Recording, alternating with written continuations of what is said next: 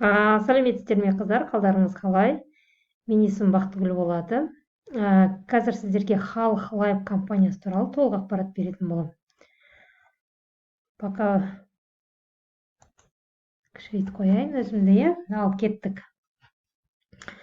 Қыздар, Халық Лайв компаниясымен, яғни страховая компаниямен бірге отырып, жұмыс жасап, агент бола отырып, ай сайын 300 000 теңге табыс табуға болады. Барлығы заңды. Қазір мен сіздерге толықтай айтып өтетін боламын. Барлығы көрініп, естіліп тұрса, плюс қойып өтіңіздер. Таныса отырайық. Қыздар, аты жөндеріңізді айтыңыздар, жасыңыз қай қаладан, немен айналысасыздар. Және мен өзімді таныстырып өтейін. Бұл вебинардан не аламыз, қыздар?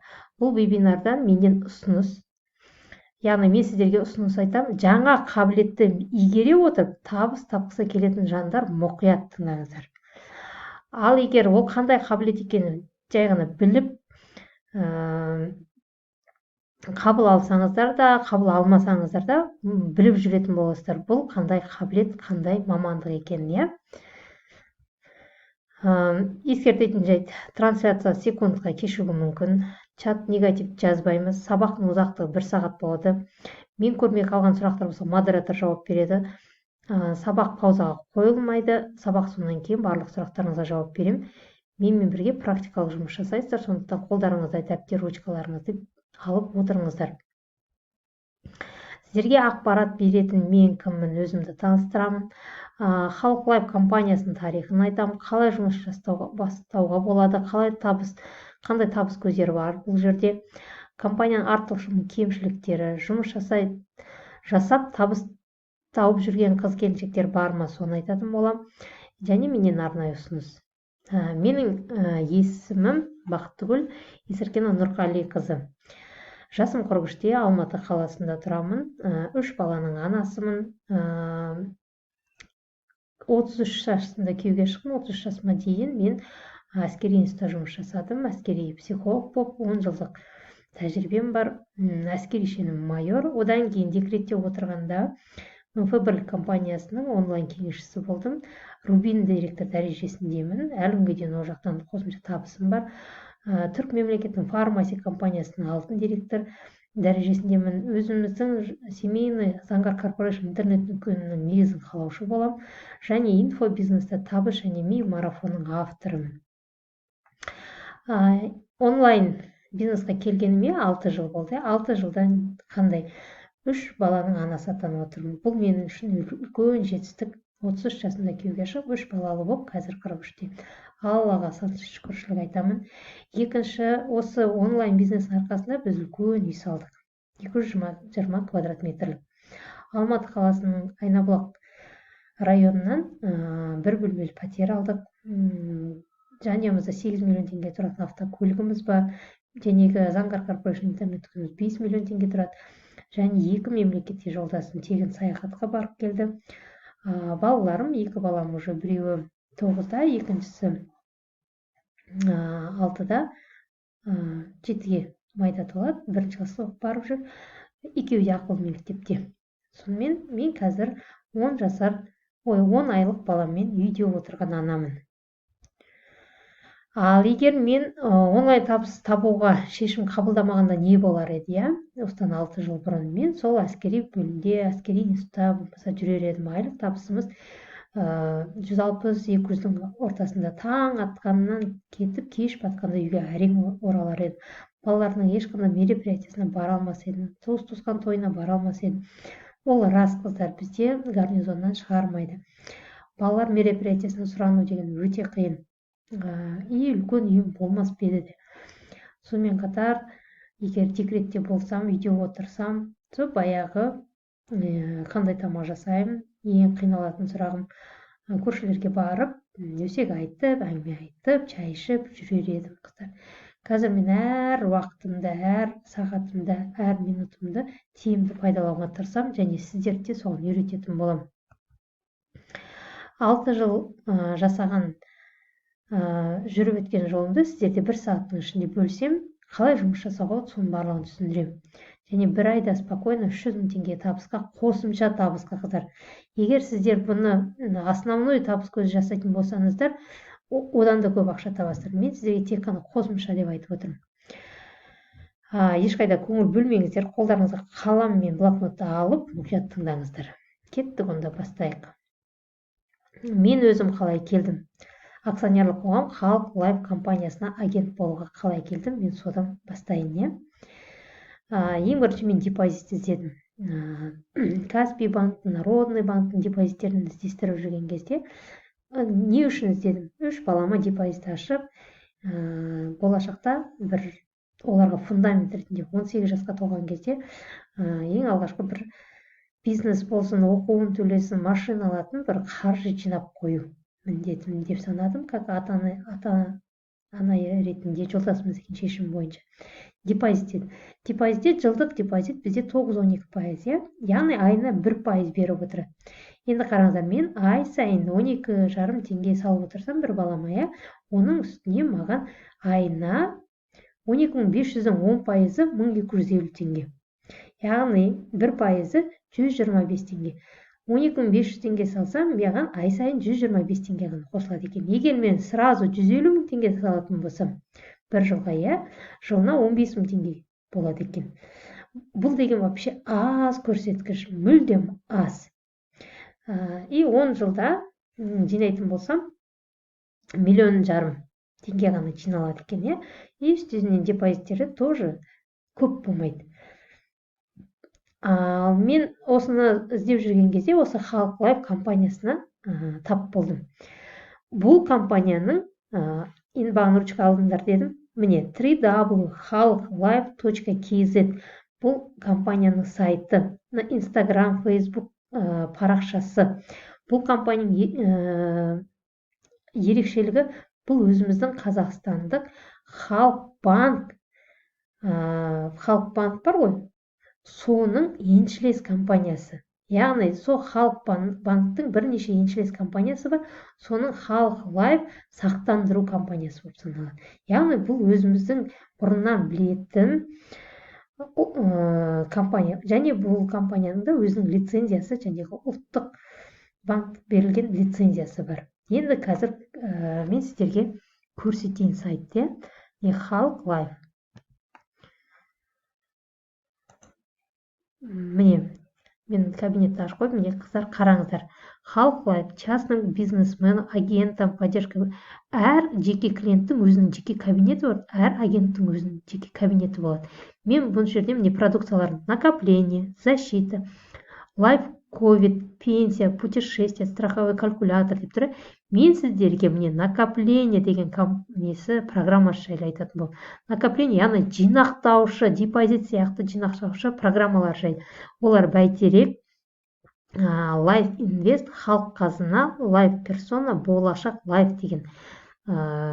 Плюс енді 2023 жылдан бастап бұл жерге ГОНС деген программа, яғни государственное образовательное накопительное страхование, орысша айтқан кезде. Қазақша айтатын болсақ, мемлекеттік образовательный білімге арналған жинақтау, сақтандыру программасы деп. Бұл жерде ауызша айтып өтем, бұл енді қосылатын программа. Балаларыңыздың білім үшін жинайтын программа. Оған үкіметтің өзі жылына 7% құйып беріп отырады. Бізде отбасы банк деген бар, тура соның сияқты определенный сумманы жиналады, соның үстіне үкімет өзі ақша төлейді. Бұл деген вообще супер. Сіз основной страховой компанияның 5% аласыз, и мемлекеттен 7% ай сайын құйып отырады. Қыздар, бұны 2023-тен басталады. Енді компанияның қаншалықты заңды емес, не о компания деген жерден кіріп қарайсыздар. Не о компания, компанияның мысалы не руководствосы. Қараңыздар, руководствосымен таныссаңыздар болады, толықтай. Контакты, реквизиты полностью міне мына жерде барлығы жазылған. Банковский реквизиттары, центральный офис қайда, филиалдары қай жерде, соның барлығы. Сосын кейін бізде Халық банктің өзінің міне дарын деп шығып алды. Тура сол сияқты 71-23 деген номерге звондап толық ақпарат алсаңыздар да болады. Народный банктікі 71-11, бұл жерде 71-23. Мен лично өзім звондап, Народный банкке звондап, осы Халық Лайф компаниясы сіздердің расында да еншілес компанияларыңыз ба деп сұрап, барлығын біліп, сосын кейін ғана сіздерге айтып отырмын. Бұл кәдімгі өзіміздің Народный банктің еншілес компаниясы. Толықтай қарасаңыздар болады. Енді кеттік арғатая. Бұл жерде келесі сұрағымыз, мен осылай келдім, маған ұнады, накопительный системасы ұнады. Қазақстанда өте көп сақтандыру компаниялары, 7-8 сақтандыру компаниясы бар. Соның ішіндегі көшбасшы осы Халық Лайф компаниясы. Бұрын мен сақтандыру агенттерін көз алдыма қалай елестетіп едім. Яғни мынандай будкада тұрады, сақтандыру, автосақтандыру деген сияқты. Мен енді агент болатын болсам, осылай отыратын шығармын деп ойлайтынмын. Елдер өздері келіп, страховка жасайды машинасын. Одан кейін өкіметте жұмыс жасап жүрген кезде страховой полис алыңдар деп бізге страховой агенттер келетін. Ол кезде мен бойдақ болдым, мен ештеңеге ойланбадым. Мен үшін страховой полис алу, яғни бір жерге ақшаңды салып, енді жыл сайын бір рет салып отырасың, сен мен ештеңе ауырмасын, өліп қалмасын, сен оны ақшаны болды. Бір ауаға төлеп жатқан сияқты ощущение болған менде. Оказывается, барлығы ондай емес екен. Өйткені маған ондай ой неге қалыптасты, потому что мен автокөлікті страховать етемін, бұл деген міндетті түрде. И маған ештеңе қайтпайды ғой, бір жыл машинам өтіп болған жоқ, маған страховой компания ештеңе қайтарып бермейді. И мен өзіңді страховать ету тура сондай екен деп ойладым. Яғни бір жыл ақшаны саласың, саған ештеңе болған жоқ, ауырған жоқсың, страховой полиспен воспользоваться еткен жоқсың, все, ақшам исчез деп ойлайтын. Оказывается, қыздар вообще қателескен екен мен. Мүлдем қателескен екен. Именно мына страховойдың өміріңді сақтандырғанда мүлдем басқандай екен. Қазір агент ретінде жұмыс жасайтын болсам, бұл кәдімгідей қосымша табыс көзі, мен сіздерге айтамын. Екіншіден, бұл қауіпсіздік жастығы, яғни сіз накапливать етіп, бір қандай да бір жағдайда болып қалса сізбен, бұл ақша сіздің жанұяңызға келеді. Барлығы жинағаныңыз үстіндегі пайызымен, яғни балаларыңыздың болашағы үшін жәнегіндей ақша жинасаңыз, бұның барлығы балаларыңызға беріледі. Бір тиыны қалмай үстінен плюс пайыздар қосылып тұрып беріледі екен. Сосын кейін біз негізі автостраховка міндетті түрде жасаймыз ғой, негізі сол машинаны айдайтын ішінде отыратын өзіңіз ғой.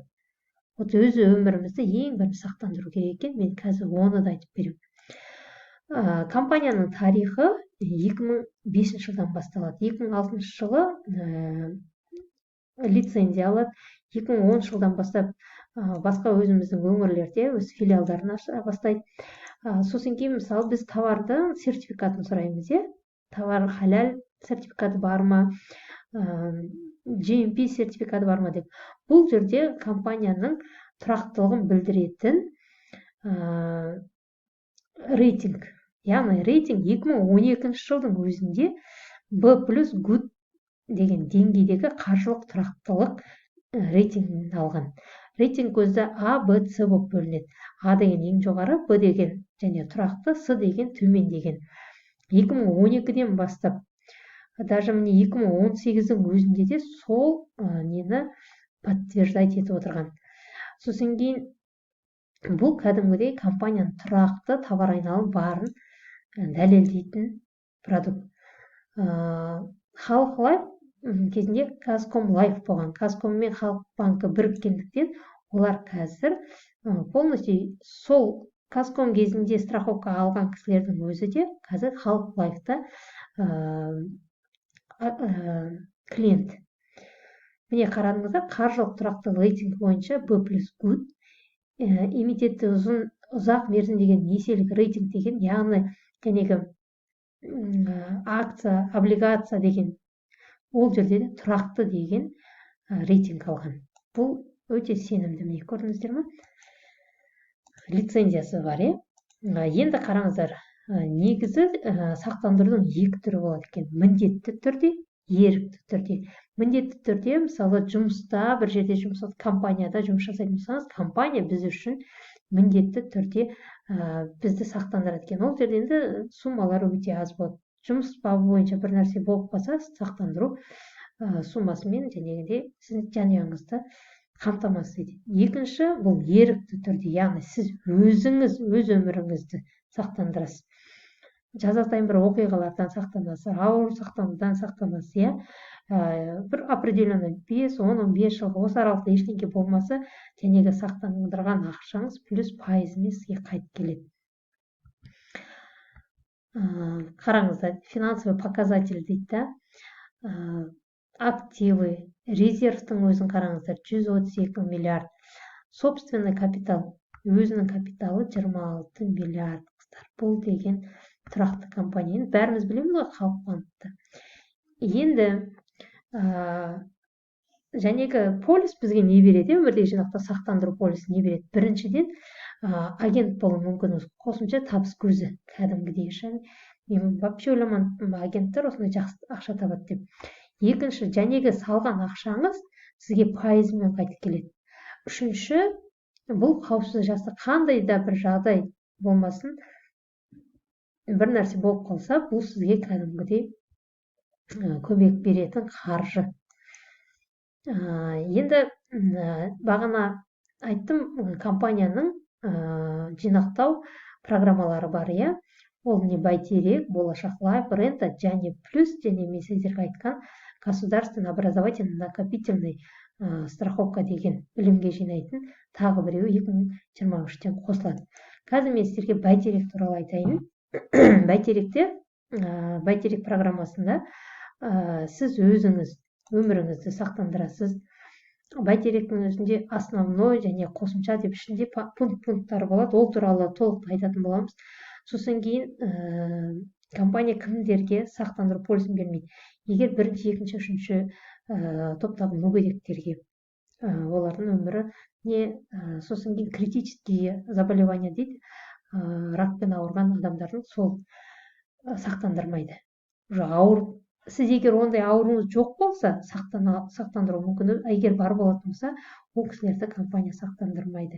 Себебі уже сақтандыруға дейін ол кісілер уже аурумен ауырып қалды, Құдай өзі кешірсін, ондай ауру болмай қояйық. Но в любом случае, мысалы, келісім шартты заявление толтырып алған, соның барлығы қаралады. Енді қараңыздар, Бәйтерек, полис ұстаушы 18 жастан асқан жеке тұлға болу керек. Сақтанушының жасы, яғни 2 жастан 65 жасқа дейін адамдарды кіргізе аламыз. Яғни мен полис ұстаушы менмін.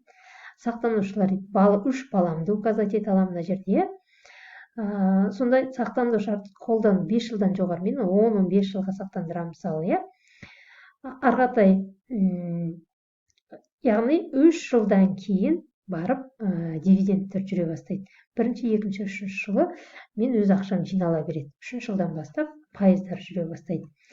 Сосын кейін сіз кез келген жерде бұл сақтандыру полисін қолданасыз. Кез келген уақытта, егер түн ішінде бір авария болып қойылды, әртүрлі жағдайлар болып жатса, кез келген уақытта қолдануға болады.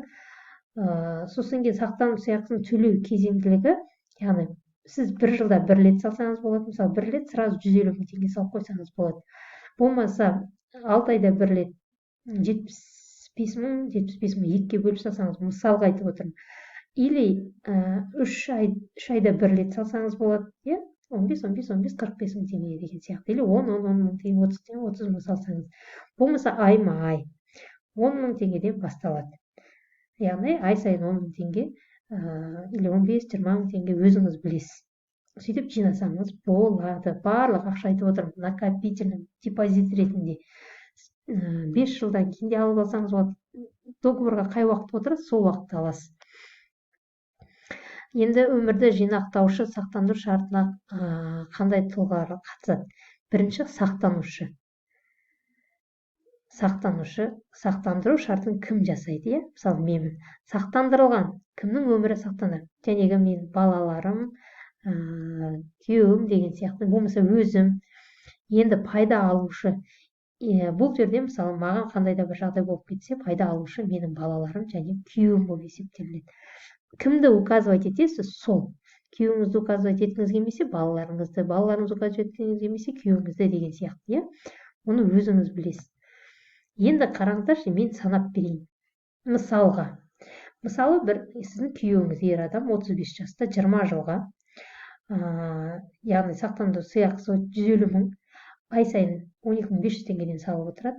Күнге шығатын мысалы 500 теңгеден ғана шығады екен, енді 20 жыл болды, оның счетында 3 миллион теңге жиналды. Гарантированный доход, мысалы, 5%, 3,5%. Енді компания 1,5 мен 15-20% аралығында 3 жылдан кейін сізге дивиденд болады. Ол 6%, 7% да болуы мүмкін. Мысалы, бұл жерде 1 миллион 200. Сонда сіз негізгі өзіңіздің салған ақшаңыз 3 миллион, бірақ сіз 4 миллион 700 мыңды алып шығасыз. Үстіне 1 миллион 700 мың теңгесі қосылады. Егер мысалы сіз бірінші ай 150 мың теңге, 12.500 теңгеңізді салдыңыз, бір айдан кейін қайтыс болып кеттіңіз, бірақ сіздің сумма страховой защиты деген 3,5 миллион теңге болып тұрса, бір айдан кейін сіздің жанұяңызға осы 3,5 миллион теңгені беретін болады страховой компания. Түсініп отырсыздар ма? Страховой защита деген осы. Даже сіз бар болғаны 12.500 теңге салдыңыз, бір айдан кейін қайтыс болып кеттіңіз, по-любому осы сумманы сізге компания төлеп беретін болады. Түсініп отырсыздар ғой,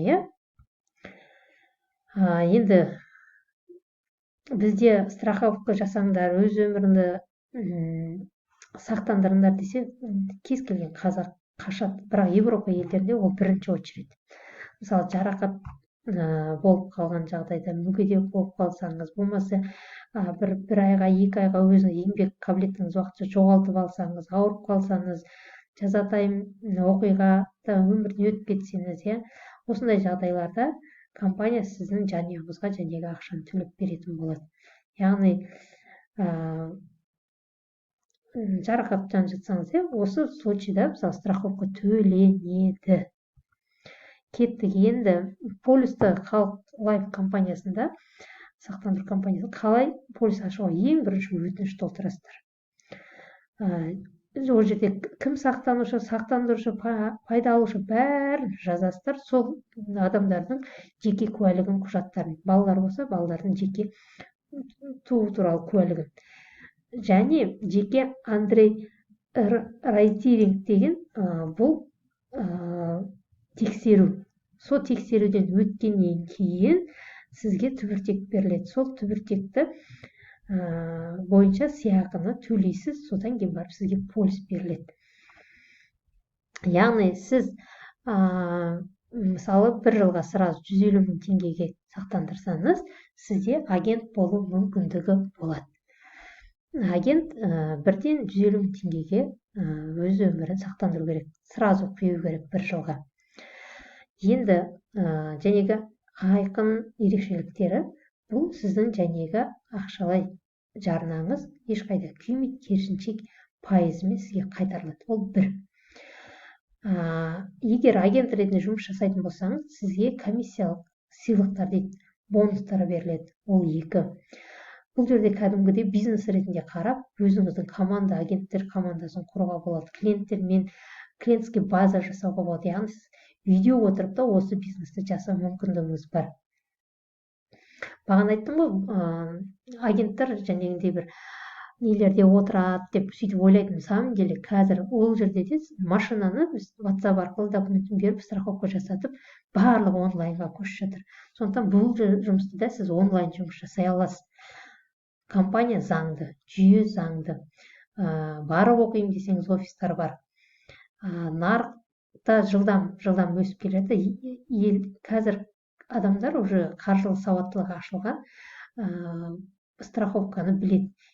Тем более алдын алу, сен ақшаңды банкте бостан босқа жинағаннан көрі, Народный банктың депозитінен жинадың не, Халық Лайф сақтандыру қорында жинадың не, екеуі бір банктен тарайды, мысалы. Поэтому мына жерде более выгодно, сондықтан Халық Лайфта жинағаныңыз дұрыс. Сосын қолжетімді ең аз инвестиция айттым 10 000 теңгеден бастауға болады. Клиенттерді 10 000 теңге, эксклюзивті өнім дедім, жинақтау деген вообще керемет.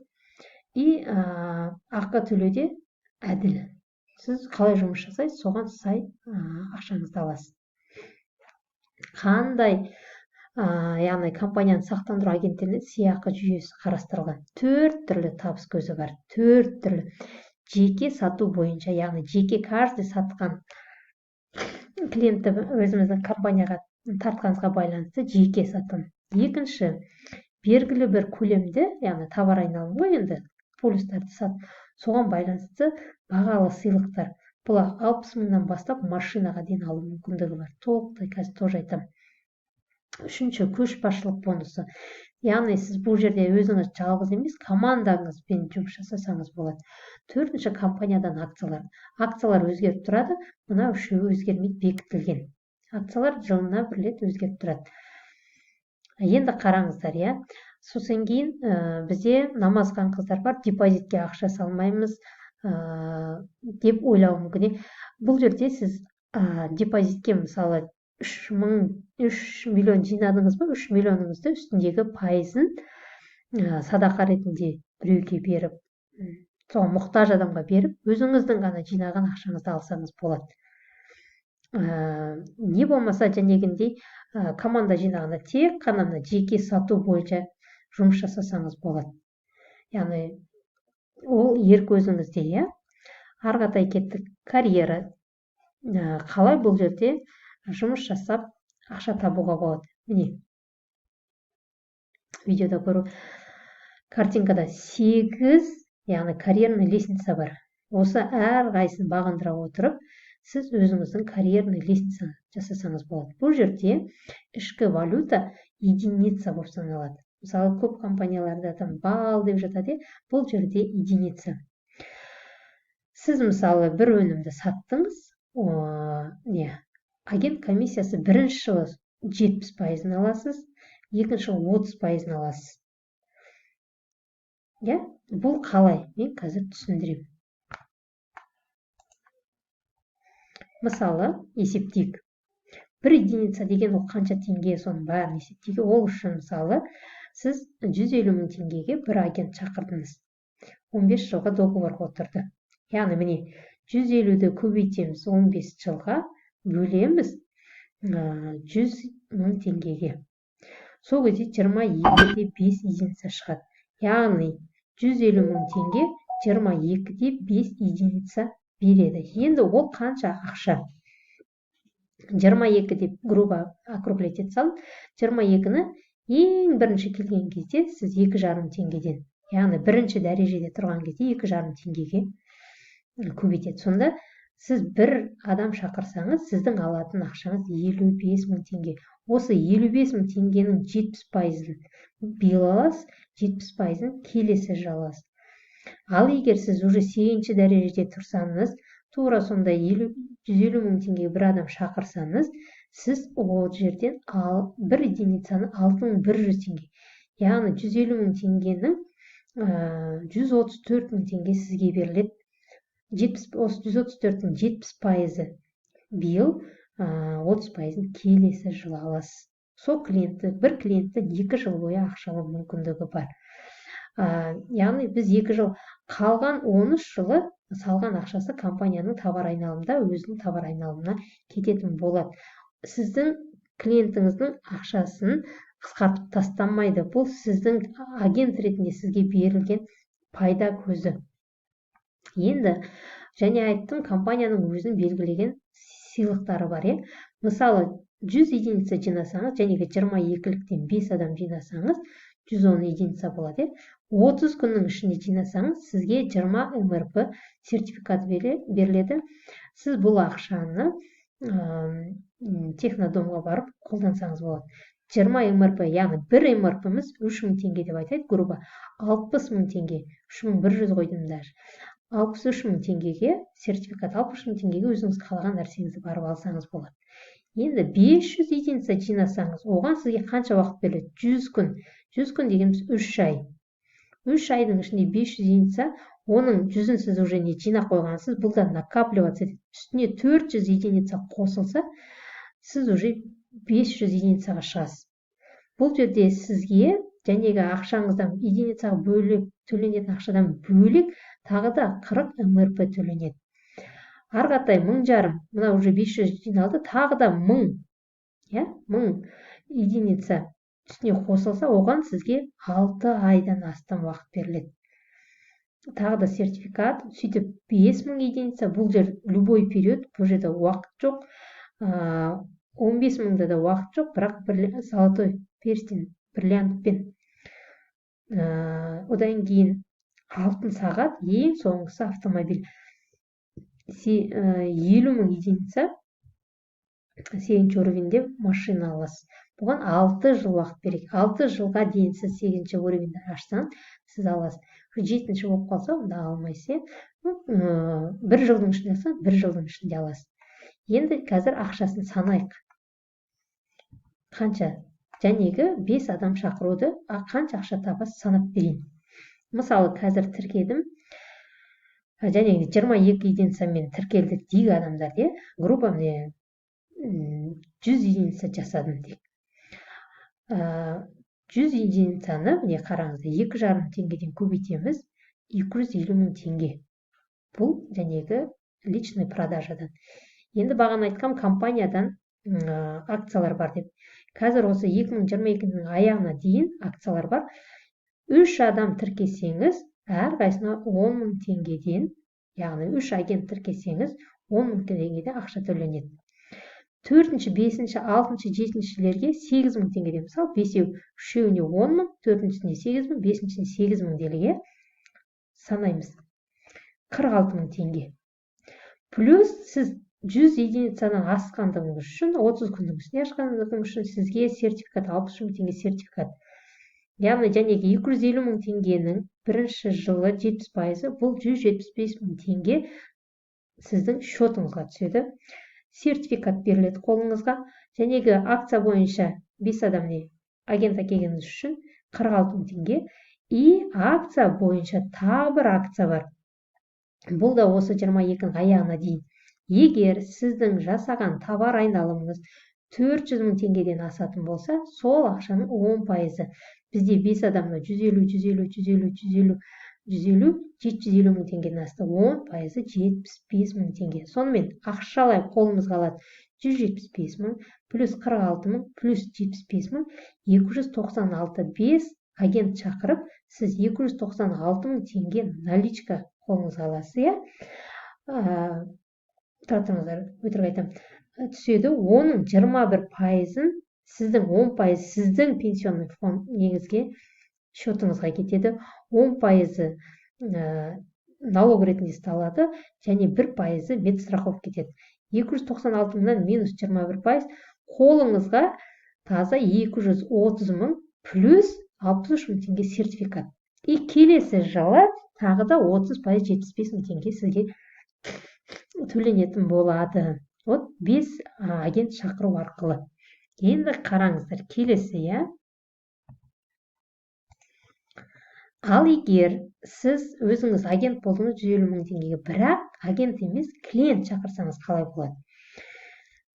Яғни, бағана 150 деп алдық, енді 15.000 теңгеден, 15.000 теңгеден бір адам 2 единица, 10 единица болды делге, 15.000 теңгеден ай сайын салып отырам мен лучше деп клиент шақырдыңыз, Ол жерде, мысалы, 10 единица жиналды делік. Сіз міне 10 единицаны көбейтесіз 2,5, яғни сіздің осы товар айналымнан алатын ақшаңыз 25.000. Оның 70, яғни 17.500 осы айда төленеді, 30% келесі жылы төленеді. Бірақ сіздің ай сайын салып отырған клиенттеріңіз ай сайын 15.000 теңгеден салып отырады, ұмытпайсыз. айтып отырасыз, баласына жинап жатыр, біліміне жинап жатыр деген сияқты. Бірақ сіз жәнегі 17.500 теңгені ай сайын 12 ай бойы алып отырасыз. Көрдіңіздер ме? Клиенттерден. Агенттен де жақсы табыс, клиенттен де жақсы табыс. Яғни сіз агенттікті предлагать еттіңіз, жоқ мен ондай жұмыс жасағым келмейді, бірақ баламды страховать етейін, өзімді страховать етейін, жәнегі баламның болашағына жәнегі образовательный болады дедім ғой, иә, білімге, соған жинайын, ай сайын 15.000 теңге беріп отырайын десе, сіз соның өзінен де пайда көресіз. Көрдіңіздер ме? Егер сондай клиенттерден мысалы 50 клиент болса сізде, 50 клиентіңіз мысалы 2 единицадан 100 единица. Сіз мына сертификатты тоже аласыз. Яғни бір айда 50 клиент жинасаңыз сертификат аласыз. 50 клиент 15.000 теңгеден, это примерно мысалы 400 мың теңгеден асып кетеді, иә. Ол кезде жәнегі акция тоже жыл аяғына дейінгі акция бар ғой, 400 мыңнан асса 10% аласыз. Яғни сол арқылы да акция действовать етеді. Бірақ бағанағы агент шақырғанда 10 мың деген акция бұл жерде действовать етпейді. Себебі ол жерде 5 агент шақыруыңыз керек, 3 агент, 4 агент деген сияқты. Ал жай клиент шақырсаңыз осылай есептелінеді. Керемет емес пе? Клиент шақырсаңыз да сізге пайда түседі. Ол айма-ай түседі. Клиентіңіз айма-ай өзінің баласының болашағына 15.000 теңгеден салып отырса, сізге соның 70% жәнегіндей түк копать етіп отырды 12 ай бойы. Сіз тек қана сопровождать етіп отырасыз. Сіздің жеке кабинетіңізде барлығы көрініп тұрады. Кім ақшасын салып отыр, кім пропускать етті. Бір адамыңыз пропускать етті деге, бір ай салмай қалды делік. Сіз оған айтасыз, сіз өткен айда 15.000 теңгені салуды ұмытып кетіпсіз. Осы айда жинақтап 2 айға салыңыз десең, ол 2 айға 30.000 теңге салатын болса, сіз жәнегі 30.000 теңгеге ақшаңызды аласыз. Тағы бір нәрсе, егер сіз клиентті мысалы бірінші уровень тарифімен 2,5 теңге кезінде регистрация жасасаңыз, сол бойынша есептелінеді бір жыл бойы. Ал егер сіз уже екінші, үшінші уровендегі келсе, клиентіңіз сол уровендағы тарифпен бір жыл бойы есептелінетін болады. Мысалы, бірінші айда осылай 5 адам, екінші айда сіз уже екінші уровенге өттіңіз, 50 адам шақырсаңыз, 50 адамды жәнегі 3300 теңгеден есептелінетін болады. Түсіндіңіздер ғой, иә? Түсінікті, иә? Клиентпен енді қараңыздар. Бірінші уровенде жаптық, екінші уровенге өттік. Бұл жерде тариф, және айттым, 3300 теңгеден төленеді. Бағана жоғарыда айтқам 8 уровень сияқты өсіп отырады. Мына жерде санайық. Жеке продажасыз тағы да бір 3 адамды 15 единицадан шақырдыңыз, 45 единица. Арғатай командаңызда қыздар жұмыс жасап жатыр, әрқайсысы 100 единицадан. Біреу 36 единица. Енді қараңыздар, міне. Мұн жерде 236 единица командаңыздан, мына жерде өзіңізге. Енді есептейміз. Сіздің алдында 100 единицаңыз болған. Білесіздер, е? Оған жеке шақырылған 45 единицаңыз қосылады. Оның үстіне командаңызбен 236 единица общий командаңызда сізде уже 381. Бағана мен айтқам. Мына жерде, е, міне қосылады деп. Көрдіңіздер, накопительный қыздар. Ақшасын алды екен деп өшіріп тастамайды. Накапливаться етеді единицаңыздар. Бұл деген керемет емес пе? Қандай керемет? Бұл накапливаться етеді. Жәнегі машинаға жетіп, ол тез-тез накапливать етіп, командамен машинаны бір жылда алуға болады. Енді есептейміз. Жеке өзіңіз шақырғандар үшін міне 45 единицаны 3300 теңгеден. Бұл сіздің жеке 3 адам шақырдыңыз 15 единицадан 148 мың теңге. Супер ма? Супер. Мына командаңыз 236. Мына қыздардың единица, мына осылар өздерінің 2,5 бірінші уровенде тұрған 2,5-нан алады. Сіз үстіндегі разница 800 теңгеден. 800 теңге разница ғой, 2,5 мен 3300-ның ортасын. Сол разницамен аласыз. Командаңызға, командаңызды үйреттіңіз, команданы үйреткен үшін компания 800 теңгеден төлейді. Итого 337 мың 70%-ның қазір осы жылда алып, қалған ақшаны 100 мың теңге келесі жыл аласыз. Супер ма? Супер. Сіз 3-ші уровенге өтесіз. Өйткені бізде 2-ші уровень 100 балдан жоғары болады, не? Супер. Келесі, тоже самый мысалы. бір уровень, бір жақта сізде 2,5 уровеньде бір командаңыз 3,300 шықса, сіз өзіңіз 3-ші уровеньге шықсаңыз, сіздің ақшаңыз 4,100 есептелінеді, қыздар. Прям қараңыздар, еще накапливаться етіледі. Сіздің балыңыз накапливается міне. Түсінікті ғой, мына жерден қараңыздар. 36 единица өзіңіз личный 4,100-ден 137 мың теңге. Сіз 3-ші уровеньдасыз. Мына жақта 1-ші уровеньде, сіз 3-ші уровеньде. Сондықтан екеуіңіздің разницасы 1600 теңге. Сізге мына жақ веткаңыздан 1600 теңгеден төленеді. Мына жақ веткаңыз уже 2-ші уровеньге өтті. Одан 800 теңгелік разницамен төленеді. Итого 451.800 теңге. 70% биыл қазір төленеді, 1-ші жылы, ал 2-ші жылы 30% төленеді. Керемет па, қыздар? Керемет. И представьте, мысалы 40 единица салатын адам ай сайын клиентіңіз 40 единицаны салып отырса. Супер ғой, Еще командаңыз бар, общий. Общий команда уже 717 болды. Сіз автомат түрде денеге компанияның акциясына ілінесіз. Супер ма? Супер. Көрдіңіздер ме? Міне 15 единица. 1-ші уровеньде 15 единицаны 2,5-ға көбейтесіз, 37.500. 8-ші уровеньде 15 единицаны 6.100-ге көбейтесіз, 91.500. Қандай керемет, қыздар? Вот, осындай. Әр уровеньдегі разницаға, әр уровеньдегі байланысты саналады. Қыздар, еще накапливаться етіледі. Сонда 1 миллион теңгеге айлыққа шығу үшін сіз бірінші, мысалы, агент-стажер, руководитель 4-ші группа и руководитель 5-ші группа болған кезде, уровень болған кезде сізге офис ашу мүмкіндігі беріледі. Сіз қалаған жерден офис ашып, как руководитель ретінде жұмыс жасасаңыз болады. 6-ші уровеньден сіздің спокойно айлық табысыңыз 600 бен миллион теңге аралығында болады. Қыздар, бұл деген өте керемет мүмкіндік. Біріншіден, сіз агент ретінде өзіңіздің 150 мың теңгеңізді жылма-жыл құйып отырып, барлық ақшаны 15 жылда жинап аласыз, үстінен пайызын аласыз, дивидендін аласыз, плюс агент болып компанияны рекламировать етіп, страховка жасайтын адамдар шақырсаңыз, бұл сізге қосымша табыс көзі. Сақтандыру агенті болу үшін бөлек договор отырасыз, жәнегінде клиент ретінде бөлек договор. Сіз сразу 150 мың теңге как клиент ретінде кірсеңіз де болады, но параллельно мен и агент болам десеңіз, оған бөлек удостоверение келеді. Сосын кейін агенттарды міндетті түрде тексереді. Сотталмаған болуыңыз керек. Одан кейін обязательно прокуратура арқылы мошенничествоға қатысы бар ма жоқ па міндетті түрде тексереді. Бұл кәдімгі народный банкке жұмысқа кіргенмен тең бе тең. Халық банктың жұмыскерісіз сіз. Және личный кабинетте барлығы жазылып тұрады. Сіздің өзіңіздің жеке приложенияңыз болады, жеке кабинетіңіз болады. Барлығын, расчетный счетыңызды, қанша продажа болды, кім ақша төледі, қай клиент төлемеді, барлығын қарап отырасыз. Прям кәдімгі отчет үйде отырып жасайтын жұмыс. Қараңыздар, 18 филиалы бар. Қазақстан бойынша кез келген жерде жұмыс жасауға. Офлайн десеңіз офлайн, онлайн десеңіз онлайн. Но мен негізі онлайн команда жинап жатырмын. Компанияның клиенттерін көрдіңіздер ме?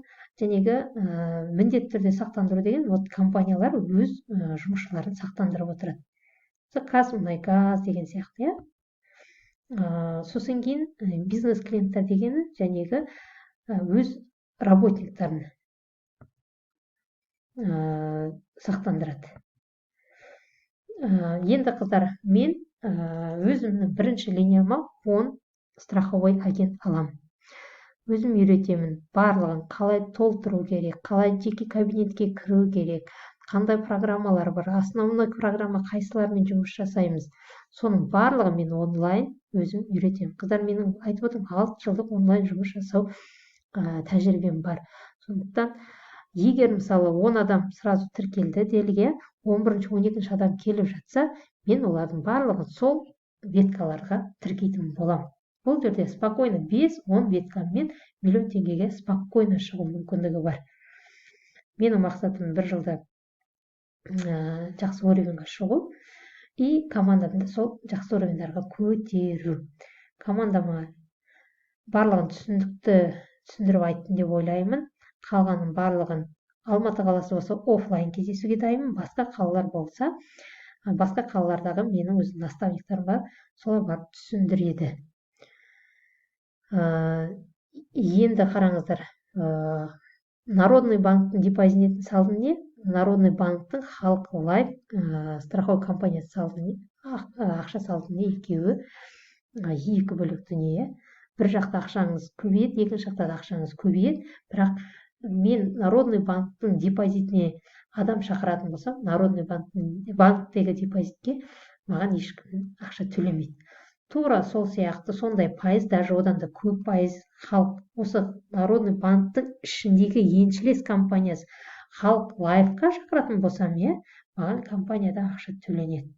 Поэтому өз бала шағаңыздың болашағын ойлай отырып, өзіңіздің жанұя қаражатын көбейте отырып, осы компанияға агент болуға шақырамын. Агент болмайын десеңіздер, клиент болуға да шақырамын. Себебі клиент көп агенттер клиент болып, одан кейін барып оянып жатыр.